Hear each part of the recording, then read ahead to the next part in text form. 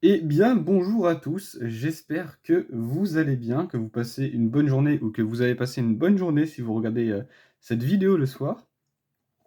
Alors, pour aujourd'hui, on va se retrouver sur une decklist un peu spéciale, de toute façon vous l'avez vu au titre. C'est une decklist que je n'ai trouvée nulle part sur internet et il se trouve que ça mélange 2 archétypes que j'aime énormément. Un étant mon archétype favori, donc Marionnette de l'ombre, et l'autre un archétype que je trouve absolument magnifique, qui est Adamantipator, donc Inflexipater.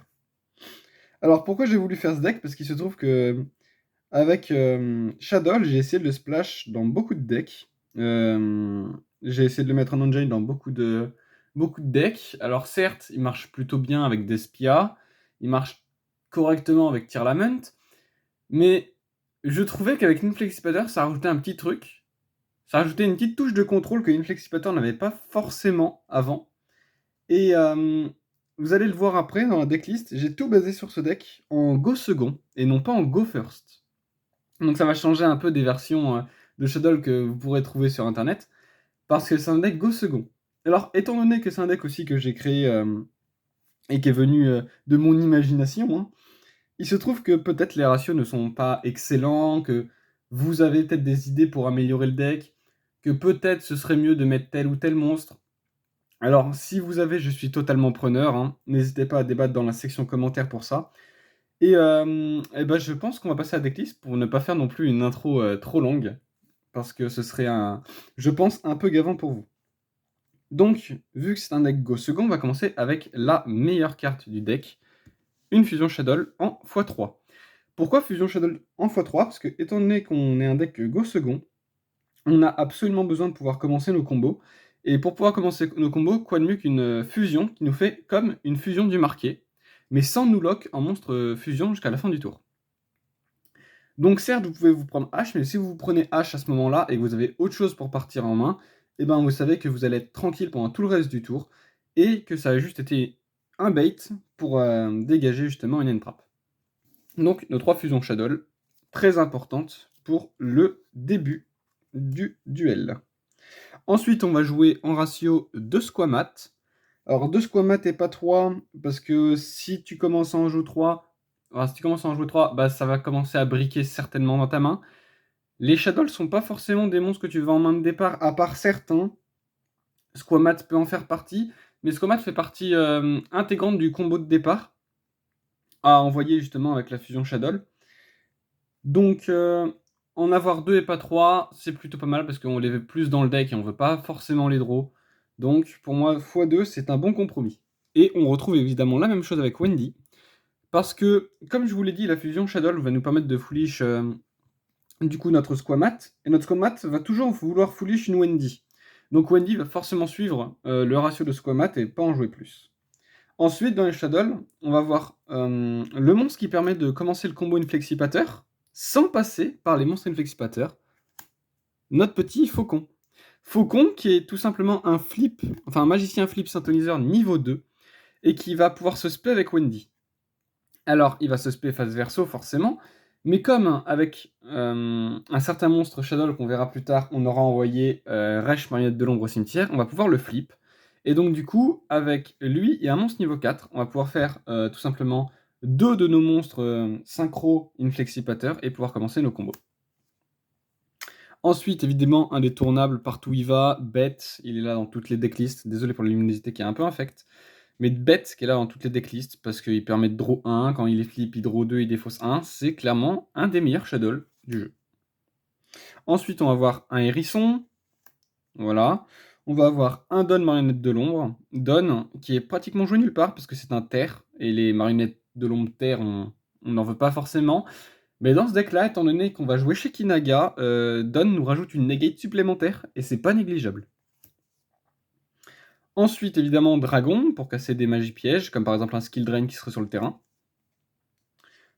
Une Ariel qu'on aime avoir dans le cimetière, tout simplement parce qu'on a Dragit, et que Dragit, quand on a un monstre haut dans le cimetière, peut négater une magie piège, donc Ariel, toujours une bonne carte.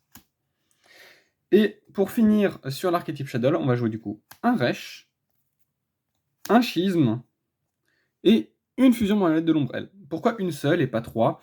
Alors certes, si jamais votre adversaire comprend que votre deck est un go second, peut-être qu'en side, vous allez en mettre 2, et du coup, vous allez jouer plutôt 3 fusions marionnettes de l'ombrelle et une seule fusion marionnette de l'ombre tout court. Mais pourquoi, pas plus? Parce que ça peut vraiment très, très brick, rapidement si vous avez et une fusion marionnette de l'ombre et une fusion marionnette de l'ombrelle en main, parce que vous n'aurez tout simplement pas assez de cartes en main pour faire les 2. Alors certes, ça peut vous faire une discard pour Shekinaga, mais ça vous servira pas à grand chose, quoi. Donc ça, c'est tout pour notre archétype Shadow. Ensuite, évidemment, comme c'est un archétype Shadow Inflexipateur, on n'oublie pas les Inflexipateurs. Donc, on va jouer Analyseur x3. Pourquoi Analyseur x3? Généralement, on le voit x2 ou x1. D'accord. Donc, généralement, on le voit x2 ou x1, mais là, vu que c'est un deck go second et qu'on veut pouvoir spé un monstre sur le terrain facilement, analyser un Inflexipateur va tout simplement être excellent, parce que si seulement ton adversaire contrôle un monstre, tu vas pouvoir le spé de ta main. Et tu vas pouvoir commencer ainsi tes combos. Et si jamais tu te le fais negate, et bien vous avez vos autres Inflexipateurs qui vont vous servir, dont Rechercheuse, x2, et Chercheur, x2. Et oui, comme j'ai tout basé sur un deck go second, il faut savoir que du coup, les ratios des Inflexipateurs vont un peu se tourner, et on va plus se pencher sur un analyseur et faire des synchro 8 plutôt que faire nos synchro 6. Donc ça, c'est pour nos petits chercheurs, analyseurs et rechercheuses. Et donc du coup, maintenant, il faut les cristaux. Et pour les cristaux, on va jouer 3 fois le Crystal Inflexipator Dragit, qui est le plus fort, qui nous permet de draw 1, qui nous permet de donner la Negate Magie Piège, désolé pour le focus, voilà, la Negate Magie Piège pour tout simplement notre Dragit plus tard. Clairement, le meilleur à avoir dans le cimetière et à révéler. Ensuite, on va jouer 2 Raptites. Et on va jouer un seul Lionite. Parce que Lionite et Raptite font la même chose, mais on préfère avoir Raptite dans le cimetière plutôt que Lionite. Parce que Raptite permet de donner un bannissement grâce à notre synchro. Et quand on sait qu'on est dans une méta où les Tear Lament dominent énormément, pouvoir bannir un monstre du cimetière de l'adversaire en effet rapide, c'est tout simplement excellent. On ne joue malheureusement pas de Magie Piège Inflexipateur. Pourquoi? Parce que je les trouve pas assez bonnes à mettre dans le deck et je préfère tout baser sur les free spots qui suivent. Donc, on a dans le deck 9 free spots. Pareil, si vous voulez jouer autre chose, jouez autre chose. Il n'y en a qu'une seule qui, pour moi, est inévitable. C'est Nibiru x3. Nibiru x3, je vous l'ai dit, c'est un deck go second. Et Nibiru x3 vous permet d'avoir un monstre rocher sur le terrain au début de votre premier tour, pour avoir toujours la possibilité de spé rechercheuse une fois en main de départ. Donc Nibiru, tout simplement excellent, hein, ça cache le board adverse, ça permet tout simplement de commencer vos combos inflexipateurs, d'avoir un monstre à 3000 d'attaque sur le terrain pour pouvoir OTK au deuxième tour. C'est tout simplement un très joli bébé. Ensuite, 3 H, voilà, si vous ne voulez pas 3 H, jouez 3 Ghost Bell, jouez 3ème Perm, ça c'est votre choix. Et pareil pour la dernière, vu que c'est un deck go second, j'ai voulu la mettre parce que je me dis que si jamais un board n'est plus passable parce qu'il m'a trop negate, dans ce cas, Kurikara est là. Kurikara, c'est une carte qu'on voit très très peu, peu importe les decks. Pour moi, c'est une carte qui est excellente en go second, et c'est pour ça d'ailleurs qu'elle n'est pas très jouée, parce qu'en go first, bah, elle pue un peu. Mais en go second, elle est très très forte, parce qu'elle fait tout simplement un kaiju pour tous les monstres de l'adversaire qui ont activé leurs effets ce tour. C'est pas un effet rapide, hein, évidemment, sinon ce serait broken. Mais voilà. Et à la end phase, vous pouvez tout simplement cibler un monstre dans le cimetière de ton adversaire et en prendre le contrôle, donc le spé sur votre terrain. Donc, ce qu'il faut savoir, et en plus de ça, elle gagne 1500 l'attaque pour chaque monstre sacrifié, donc ça permet de faire aussi un OTK. Si jamais votre adversaire avait 4 monstres, vous avez sacrifié les 4, bah vous passez à 7500 l'attaque, vous battle, et puis bah, ça fait très très mal. À la end phase, par exemple, on tire la Lament, vous pouvez l'activer son effet. Par exemple, je sais pas moi, cibler le Dracostapelia dans le cimetière de l'adversaire et le spé, cibler sa Wendy, hein, sa Wendy Shadow pour le spé. Si vous jouez contre Sprite, bah peut-être cibler un Crapodilic pour le spé, c'est toujours sympathique d'avoir une Omni Negate en plus. Donc, franchement, c'est assez sympathique. Mais comme, encore une fois, si vous préférez jouer plutôt des Imperm ou des Ghost Bell, ça, c'est votre choix, vous avez tout à fait le droit. Et il nous reste deux cartes. Donc une carte, c'est notre petit Clown Farceur Majortist, et un sacrifice inutile. Sacrifice inutile, tout simplement parce que si on n'a aucun Shadow à envoyer, et ben on va envoyer une des pierres Inflexipateur pour donner les effets secondaires des synchros. Et Clown, parce que c'est le monstre qu'on va chercher à envoyer avec Fusion Shadow. Voilà. Donc, une fois qu'on a terminé avec le deck, on va pouvoir passer à l'extra. Alors à l'extra, il n'y a qu'une seule carte que je vais remplacer d'ici peu de temps, donc n'hésitez pas, si vous l'avez, à la mettre dans le deck. Mais on va pouvoir commencer. Donc la carte que je vais remplacer. Donc Shen Shen. Shen Shen, je vais le remplacer par quoi? Par un Deigusto Emerald, qui est un monstre rocher niveau 4, hein, qui est un Xyz, et qui va pouvoir permettre de cibler tout simplement 3 cartes de l'extra dans le cimetière et les renvoyer à l'extra deck. Ça permet de recycler nos Shadow fusion qu'on a qu'en x1, et tout simplement ça nous permet de garder justement nos monstres fusion pour pouvoir activer Schisme par exemple pendant le tour de l'adversaire. Si on n'a plus de target à Schisme, et ben on en a de nouveaux. Et en plus de ça, c'est un monstre rocher. Et qui dit monstre rocher dit combo inflexipateur.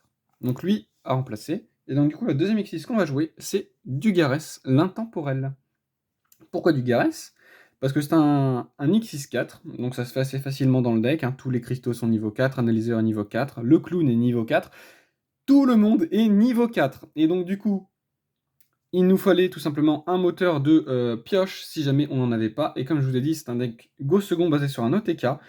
Donc si jamais vous n'avez pas de quoi OTK, vous pouvez mettre Dugares, effet, piocher 2, défausser 1, et si vous piochez un inflexipateur, vous êtes heureux. Ensuite, on va passer aux synchros qui ne sont d'aucun archétype. Il y en a 3. On a Lumicatrice Dragon Rouge Arc-Démon, on a Dragon Synchro de l'aile de cristal, et on a Maître Flamboyant Hyperion. Alors, pourquoi ces 3-là? Parce que lui permet de gagner au time, tout simplement. Voilà, je suis un assassin. Lui nous donne une negate supplémentaire si jamais on n'arrive pas au TK, c'est toujours utile. Et surtout, il a 3000 de patates. Et Maître Flamboyant Hyperion est tout simplement un monstre qui peut bannir un en bannissant par exemple un elfe du cimetière. Et des elfes du cimetière, vous verrez qu'on en aura dans l'extra deck et qui sont envoyés au cimetière rapidement. Ensuite, on va jouer en synchrone exploiteur un Lyonite, on va jouer un Raptite et on va jouer 2 Dragites. Pourquoi 2 Dragites? Si vous en faites gérer un qui va être banni par Corbeau DD, vous ne pouvez plus le reprendre. Donc en avoir un deuxième, c'est toujours très très cool. Maintenant, évidemment, on n'oublie pas qu'on joue un deck avec Shadow Fusion, et pour ça, on va voir les 3 monstres principaux qu'on va target à Shadow Fusion. Donc Squamat et Clown nous donnent Construction en x3. Pourquoi Construction x3? Alors, tout simplement parce que Edlish existe, et que si on a une target à Schisme contre Edlish, eh ben, c'est plutôt sympathique. Mais surtout parce que ça nous permet de foolish une carte Shadow au cimetière. Donc ça nous permet au combo départ de foolish Resh. Et ça nous permet aussi au late game par exemple de foolish Schisme et de l'envoyer au cimetière par exemple avec en faisant une synchro avec Maître Flamboyant Hyperion. Donc elle sera au cimetière, Maître Flamboyant sur le terrain, et elle va faire son effet pour récupérer Schisme en main. Ensuite, on va voir 3 one-off que vous connaissez plutôt bien parce que sur 2 d'entre elles, parce qu'il s'agit évidemment de de Winda, désolé. De Winda, Marionnette de l'Ombre, qui est tout simplement une excellente carte Shadow, target à Schisme, contre Tir Lament notamment. Et Apkalon, qui est tout simplement une negate et qui nous permet de récupérer une carte en main depuis le deck ou le cimetière. Donc assez fort. Et la dernière, évidemment, vous avez vu qu'on joue Inflexipateur avec les monstres principaux qui sont des monstres rochers terre, on joue des Shadow, et on joue Don, qui est un monstre Shadow terre, donc on joue Shekinaga, qui est une negate supplémentaire dans le deck. Voilà. Donc, malheureusement, je n'ai pas fait de side encore, parce que je ne trouve pas de très bonnes cartes à side. Évidemment, si vous vous dites c'est un deck Go second, donc je vais mettre Dark Ruler, et bah si vous mettez Dark Ruler, ne mettez pas Kurikara, évidemment. Et Dark Ruler ne me permet pas d'OTK au deuxième tour, c'est pour ça que vu que c'est un deck Go second, je n'aime pas mettre Dark Ruler. Ensuite, hop, on va mettre des petites piles ici parce que c'est joli et que c'est quand même l'image de fin que vous allez avoir. Hop, regardez, on a même celle-là ici. Et donc du coup, tout simplement, pourquoi pas Dark Ruler? Pour la raison que vous pouvez pas OTK derrière, trop compliqué. Alors certes, vous pouvez tout simplement refaire un board, mais ce sera pas un board qui va être impressionnant. Donc pour moi, Dark Ruler n'est pas à jouer dans ce deck. Vous pouvez évidemment mettre Super Poli et mettre des targets à Super Poli, comme par exemple Garura à la place de Shen Shen, Garura à la place de mettre Flamboyant. Ça, c'est selon votre choix, selon vos préférences. Vous pouvez même mettre contrôleur d'ennemis, c'est possible. Contrôleur d'ennemis, c'est tout à fait possible parce que vous avez toujours un monstre qui sert à rien sur le terrain. Que ce soit par exemple votre petit clown farceur Majortis que vous n'avez pas utilisé, qui peut être intéressant si vous jouez contrôleur d'ennemis. Voilà, vous avez plusieurs possibilités, je vous en ai donné quelques-unes, mais vous en avez plein. Vous pouvez mettre aussi des Ghostbell ou des Imperm selon le deck que vous affrontez. Donc si vous enlevez par exemple les H ou les Kurikara. Vous pouvez mettre des Droll and Lock aussi, c'est plutôt pas mal. C'est vraiment selon ce que vous voulez faire. En attendant, il se trouve que cette decklist est terminée. J'espère qu'elle vous aura plu. J'espère que ça vous aura fait plaisir de voir une nouvelle decklist avec du Shadow. Parce qu'on rappelle que le Shadow est un deck qui est sorti quand même en 2019. Donc qu'on puisse encore le jouer en 2022, c'est toujours sympathique. Moi, ça me fait toujours chaud au cœur de voir des decklists avec du Shadow parce que je suis un grand fan de cet archétype. Enfin bon, j'espère que cette vidéo vous aura plu. Si vous avez des idées de cartes à rajouter dans l'extra deck ou des tech cards à mettre dans le deck qui seraient utiles ou en side par exemple, eh bien n'hésitez pas, la section commentaires est faite pour ça. Je lirai absolument tout, évidemment, j'y répondrai avec plaisir si jamais vous avez des questions sur quelques combos à faire. En attendant la prochaine decklist, je vous dis ciao.